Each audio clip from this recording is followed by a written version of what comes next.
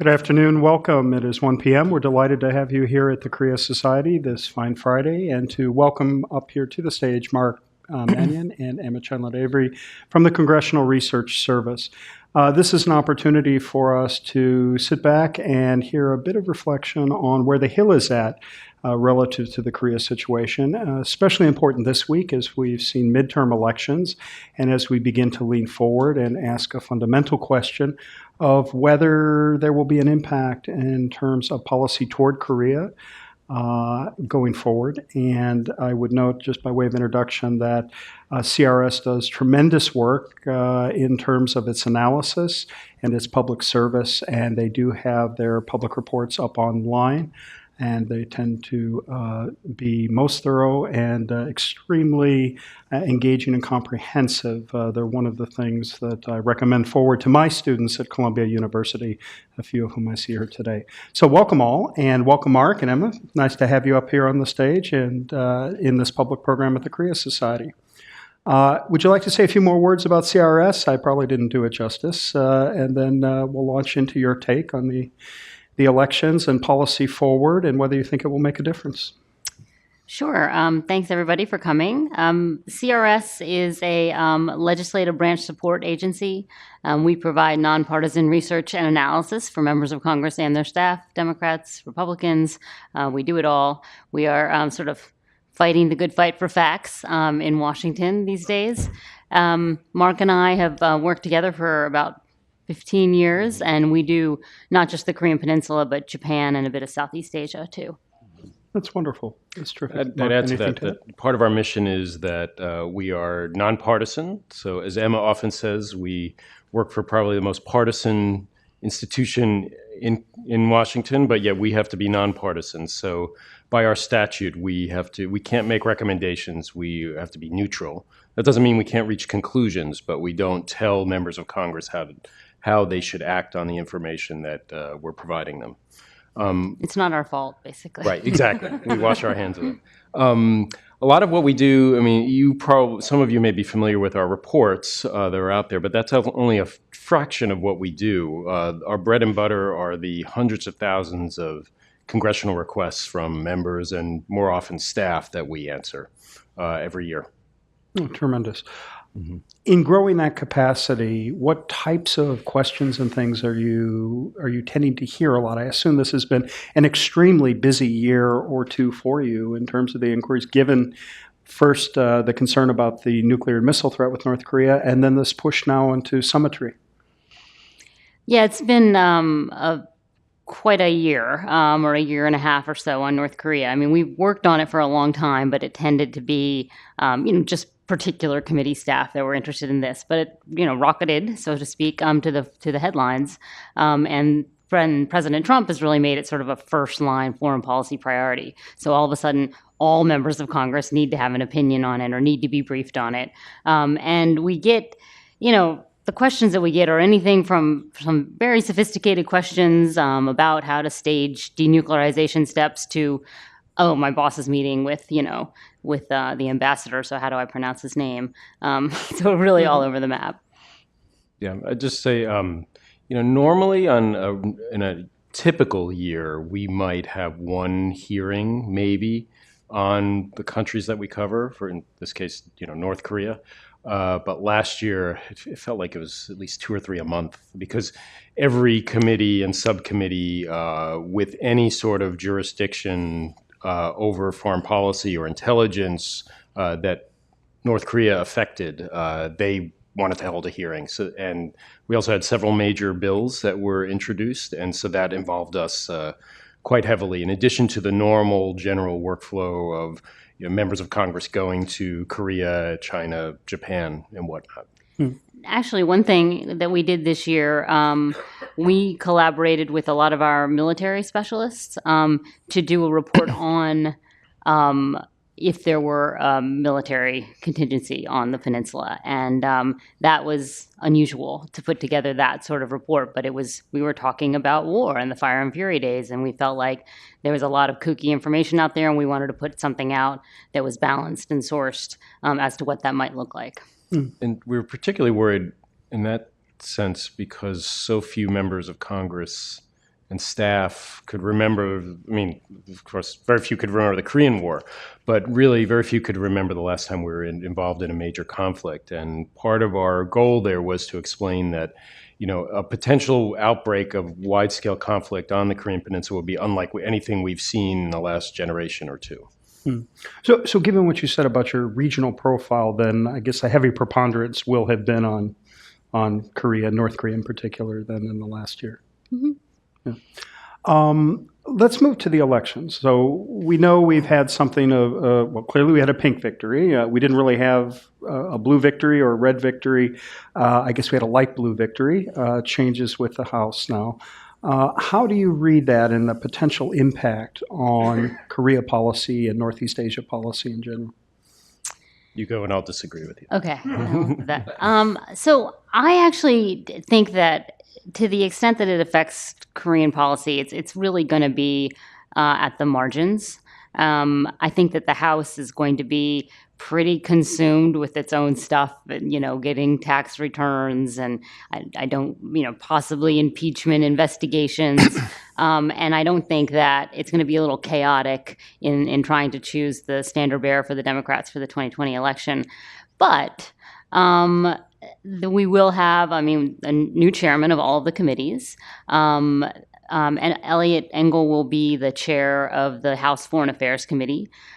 He's known to be very interested in human rights, so that might be more of an emphasis on the human rights situation in North Korea.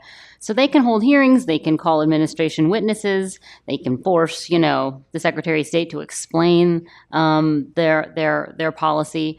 But I actually don't see it affecting the direction that the president will go. In general, the executive branch has the lead, on foreign policy, which makes sense. And particularly, I think, if Trump's domestic agenda is somewhat stymied because the Democrats hold the House, that he may look more to foreign policy to define his legacy. And if this is what he wants to get done in his last 2 years, in this term at least, then I think he may turn to that. But Mark may, I think the trade. You stole my part of it. line. You stole my line. That's only going to be marginal. So I think, whereas Emma tends to focus on the big picture on this score, I tend to focus on those margins where Congress actually could, I think, have more of an impact.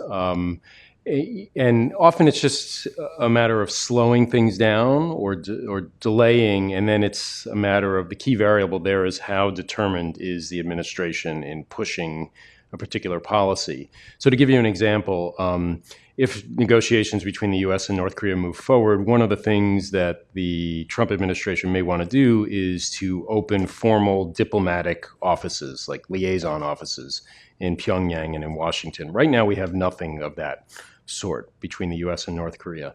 To do that, now the president has broad authority to do that, to open formal diplomatic relations with any country. But to actually have a physical presence in a foreign capital requires the expenditure of money, funds to lease an office space or to let alone purchase an office space, and that anything that involves money, that involves Congress, and so Congress could choose to impose restrictions on the extent to which the administration can expend funds on things like opening a diplomatic office. Obviously, anything dealing with foreign aid, if there's any assistance that's being talked about being given to North Korea, Congress may also want to speak out on that as well. Human rights is another area where Congress may have a bigger voice now. Sure. Human rights, then humanitarian aid, I know, has been at the top of the agenda for American NGOs. We had a meeting here under the kind auspices of the National Committee on North Korea with U.S. NGO heads providing humanitarian assistance. And they had tremendous concern with the cutoff of visas and their ability to get into North Korea to provide essential aids. This has been in the papers, and today there was in the New York Times a feature on Ed Markey's letter yesterday. As we stepped into the session, there was some mention about receptivity by the White House. But what are you hearing from members of Congress? Are they about their interest in humanitarian affairs? Or I know the NGOs have been trying to lobby them and get congressional support for their concern to have access to North Korea. Well, a key key part of our mission is, I mean, one of the things that keeps us in business is confidentiality. So, any interaction we have with members or staff, we operate on a confidential basis. That even operates between two people in the same office. So, we obviously can't talk about any conversations that we may or may not be Oh, yeah, having. no, I wasn't going there, but just in terms of the general. In terms of the general gist, I mean, it's clear from the Markey letter that there are several members of Congress who are hearing from their constituents who are operating non-governmental organizations, aid organizations that suddenly have had problems doing relief work and humanitarian work, particularly medical work inside North Korea. And they're expressing great frustration because what they perceive is that the administration suddenly has shut down their operations on things like fighting tuberculosis in North Korea, which is a growing problem there and obviously could have big regional implications if TB continues to spread. Interesting. Well, it'll be interesting. Is that where you wanted to Yeah, go? sure. And just kind of in the idea that perhaps the Democrats may push humanitarian aid and may push human rights further. There's also been some suggestion in Reuters reporting and others that there may be an attempt to try to get Secretary Pompeo, maybe Special Representative Began, to the Hill more frequently for some accounting of what's happening with the negotiating process. Are you hearing that as well? Well, as I mentioned, I mean, they do have, the Democrats in the House will have the power to call those administration witnesses. Although one thing I would caution here is that you only get the Secretary of State to come so often, and there's a lot of other foreign policy issues that are going to be a priority for Congress. I mean, Russia is probably chief among them. The other area, though, where the Democrats may find that they have a little bit more power to push on the administration is for the administration to appoint a special envoy for human rights in North Korea, which was actually required by the passage of the North Korean Human Rights Act, which was just reauthorized this past year. And basically, under Secretary of State Tillerson, they folded that position into another position, so no one has been specifically appointed for that. So that's the kind of area where you can say, listen, we passed this law, this is in it, and put some pressure on them to do that. Bob King was our last ambassador. Yeah, Bob King served as in that position for the entirety of the Obama administration.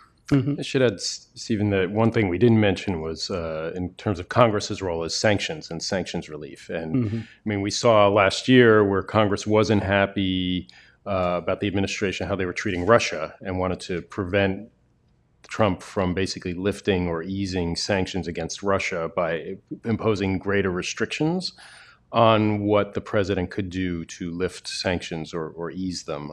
And Congress could do a similar thing with North Korea if they felt that Trump was negotiating too far, too fast with the North Koreans and giving too much away. So far, yes, they could. They could. I mean, so far we haven't seen that because the administration is actually taking a very maximalist position on sanctions relief, saying that North Korea isn't going to get any sanction relief from the strict sanctions that have been placed on North Korea until denuclearization is complete. There are a lot of people who think that's not a realistic strategy, but nonetheless, that's what the administration's policy is so far. Yeah, and we're looking at that here, with the United Nations just up the street, so focused on that, and the debate, especially now with Russia and China, pushing for some sort of sanctions relief, and the United States pushing back quite hard. I'd also just mention, this is sort of fundamental, but I think that members of both parties are sort of torn in a couple directions on North Korea. The Republicans, because initially, they have mostly wanted to support the president and his initiatives. So we went from, fire and fury, all options on the table, fear of a military strike, to, loving each other in Singapore during the summit. So that was, disorienting, I think, for the Republicans. Which do you support? And for the Democrats, when we were, when the president's rhetoric was really hostile towards North Korea, we're saying you have to engage, diplomacy needs to be the answer. Now he's turned to diplomacy, and so they don't want to risk going back to the fire and fury stage too, and they don't want to empower possible members of the administration that would prefer taking a more muscular stance too. So they're a little bit cautious. They don't want to tear down an engagement strategy, even if they don't agree with exactly how it's being implemented. Yeah. Right after President Trump and Chairman Kim met in Singapore in June, the Senate Foreign Relations Committee held a hearing, and there were some Democrats who held a hearing with Secretary Pompeo, and several Democrats went hard after him, including Senator Menendez from New Jersey. And they were criticized by people. I mean, Nicholas Kristof wrote, an opinion piece saying to the Democrats, "What are you doing?" So there is this concern or this pressure from some Democrats that they risk upsetting sort of the progressive wing of the party if they come out too hard. Interesting. You write, along with your colleagues, really a fundamentally important report on U.S.-Korea relations that comes out annually or every so often. More or less. And it is impressive and comprehensive. Could you tell us your perspectives on where you see the U.S.-South Korea relationship right now, in that you outline that in great detail in printed form? Sure, I'll start this time. So on the surface, they look quite good. I mean, the alliance is strong. I mean, there's lots of interaction and coordination on a whole range of issues. There are lots of things that tie us together. On people-to-people relations, military. We have a strong military alliance. We have, our trade agreement with South Korea is our second largest after NAFTA. We just renegotiated parts of that, which was a difficult discussion, but they were able to break through that. But below the surface, there's quite a lot of tension, most prominently over North Korea policy and over how much South Korea is paying to help defray the costs of stationing about 30,000 U.S. troops on the peninsula. And the two governments have actually done a pretty good job about keeping those tensions, especially over North Korea policy, beneath the surface. We certainly hear it a lot in conversations that we have with officials and academics and others. But if negotiations with North Korea between the U.S. and North Korea don't make a breakthrough, while negotiations between the two Koreas, North and South Korea, continue to advance, which is the pattern that we see now, those tensions are likely to break out into open, I think. So there's quite a lot of tension because the two governments see the situation quite differently. And I'll just add specifically on the alliance, because that's mostly what I cover. I actually really, frankly, think this alliance is taking a lot of hits these days for a couple of reasons. The first is that as inter-Korean engagement is charging forward, they've reached some military agreements that I think that a lot of U.S. defense officials are concerned about.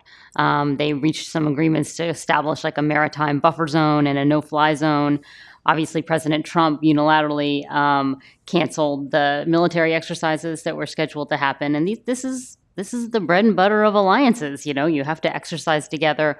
You need to work together. It happens to be happening. This is going to sound like way too bureaucratic and in the weeds, but it's happening as the South Koreans and the Americans are renegotiating this special measures agreement, which is always really contentious. And as we know, over burden sharing right. for hosting the troops there. And as we know, on the campaign trail at least, President Trump, expressed a lot of skepticism about alliances, and that the U.S. is not getting, it's unfair how much we're having to pay for it. So the administration is probably going in with a huge ask of South Korea. And then there's also, even though President Moon has been very careful to say we're not talking about withdrawing the troops from the Korean Peninsula. President Trump has said, "I'd love to bring them home. It's too expensive." Some of those surrounding President Moon have long felt that presence was perhaps too large. And also, if there's peace on the Korean Peninsula, and we're talking about signing a peace treaty or a declaration of the end of war, it sort of fundamentally calls into question why are these troops there? In which case, obviously, the alliance would fade a bit. Let's talk a little bit about two other actors in the region. One is Japan, which just this last week there has been a tremendous amount of discord between Korea and Japan in the news over the Nippon Steel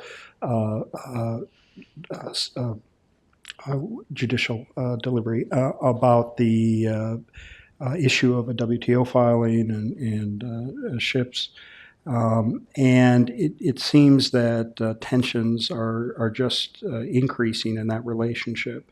I know that you look keenly at our two important alliance partners, Korea and Japan, closely, and wonder if you had some thoughts on that particular bilateral relationship and any potential off-ramps or thoughts. Well, as probably most of you know, I mean, Korea and Japan have had a tumultuous relationship, most often over history issues stemming from Japan's annexation of the Korean Peninsula. So we've seen it. We've been in Washington long enough to see this, come up and down, up and down. The difference is now is that the circumstances have changed, and I think that often the U.S. is sort of the adult, trying to make sure that our two strongest allies in Northeast Asia get along. And the U.S. Was very encouraging of South Korea and Japan reaching that agreement on the so-called the comfort women issue in 2015. But we always sort of framed that through alliances, and this administration is not particularly fond of alliances, and so we're seeing a real drop off in terms of the trilateral cooperation that sometimes existed. And Japan is basically just very skeptical of the aggressive push by South Korea to engage North Korea. Their concerns are really being pretty marginalized, I think, now. I mean, one of the big ones are these Japanese citizens who were abducted by North Korean agents in the 70s and 80s, and they don't see any room for that to be resolved right now.